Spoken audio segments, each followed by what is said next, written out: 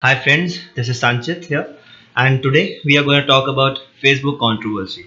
This controversy took place between two companies, the Cambridge Analytica and the Facebook. As you all know, the Facebook is the social site on which you find out to have mutual friends, connect and contact, right? So we will talk about the issue which happened. This was a scam.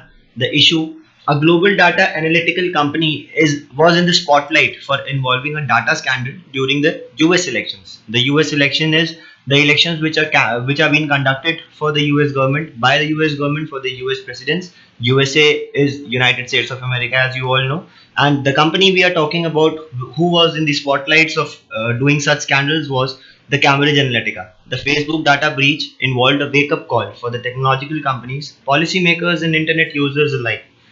We had the company actually had a contract between them and the Facebook company, which was assigned to tell that the users' details would not be shared by any third party. But that particular contract was being breached from the Cambridge Analytica's side. Cambridge Analytica, let's know about Cambridge Analytica. Cambridge Analytica is a British data firm partially owned by a family of Robert Mercer, a billionaire and a Republican donor. Now here we had a word, the Republican donor. What does this mean? A Republican donor means a donor who had some participation in the republic. What is a republic? The USA government is divided into two parts: the Republic government and the Democratic Republic. Democratic, you can take the example of you can take the example of Bush Obama, the president, the earlier president of USA, and Republic. You can take the current president, Mr. Donald Trump. The firm is alleged to have harvested data of 10 millions of Facebook users without permission, ignored to a design software to predict and influence people's voting preferences. Now, there was an allegation on the Cambridge Analytica that the company used the data from the Facebook of around 10 million of Facebook users, but that was being done without their permission, and which was also being used for the people's influence and the voting preferences. Now we can go ahead with this. On the second side, we get to know that in year 2014, Dr. Alexander Kogan, the psychological professor at Cambridge University, was alleged. Alleged means was being paid with $800,000 by the Cambridge Analytica company to design an application to harvest the data of Facebook users. The data of Facebook users, my friend. The app's name was "This Is Your Digital Life." The app was designed and was being made by Mr.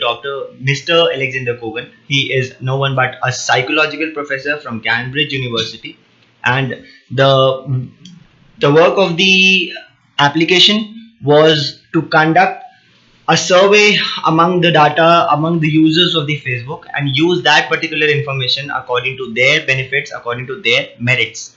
Although the app was downloaded by 270,000 people, these people granted permission for data collection. Google then passed all the data collected to this app to the CA, Cambridge Analytica, and other companies.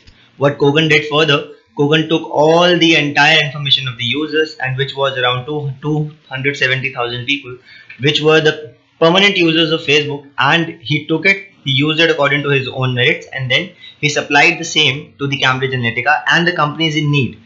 What was the survey having? The survey was having the name, the age, the address, the interest, and even the mutual friends. Even mutual friends.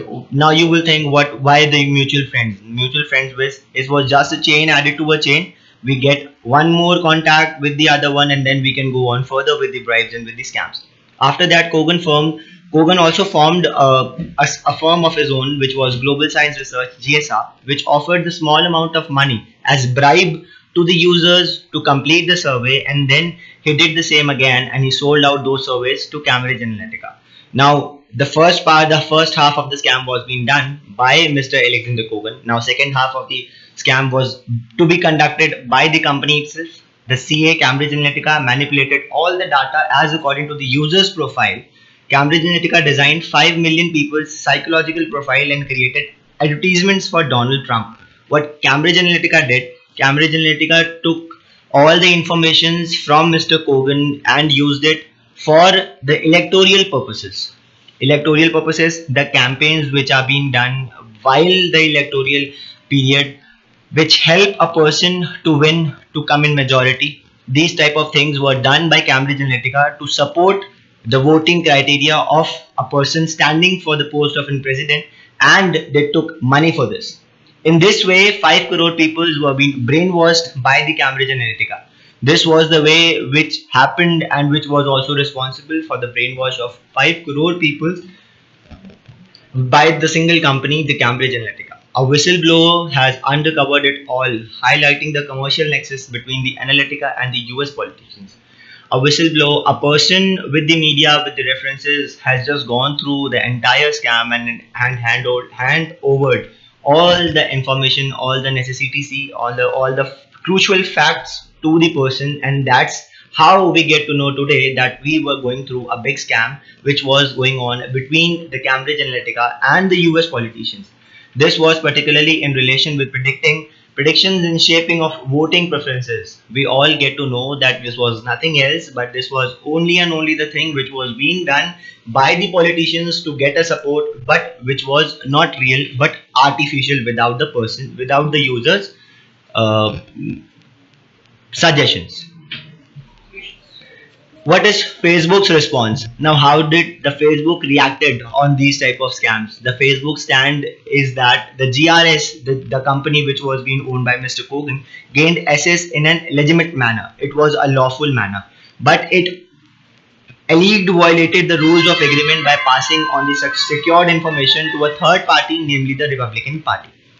The Facebook states that the things which were done, which were being executed by the GRS, the company which was being owned by Mr. Kogan, everything which was done was on papers, was on law, but some of the laws which were signed with that company, with the Facebook, were being scammed, were being discharged. Right, there is no charges on the company as yet. That the idea in question was obtained through hacking of the Facebook's website or by one another analytical technological means. This particular line states that we don't have a correct accusation on the company, because the things which were done, was still were not been proved, but are just talking about the hacking of the Facebook. So we are still on that process. What is the significance? The scam sends out a worrying warning on the imminent threat in the digital world. What do we get to know by these things? We get to know that we as users should be little bit more aware about things which happen with us on the digital life. We should not be so busy that we should turn off with all the things. The impact of the latest data breach could have been limited if users were aware that they could actually turn off permissions to the third party's application.